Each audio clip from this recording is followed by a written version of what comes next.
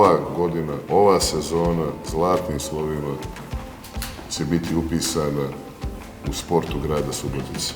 Želim vam još mnogo medalja, želim vam još mnogo uspeha, želim vam blistave karijere. U zadnjih 30 godina nismo imali ovakvu organizaciju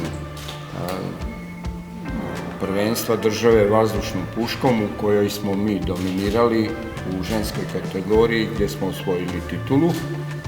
Meni je lično bilo veliko zadovoljstvo nastupiti u rodnom gradu.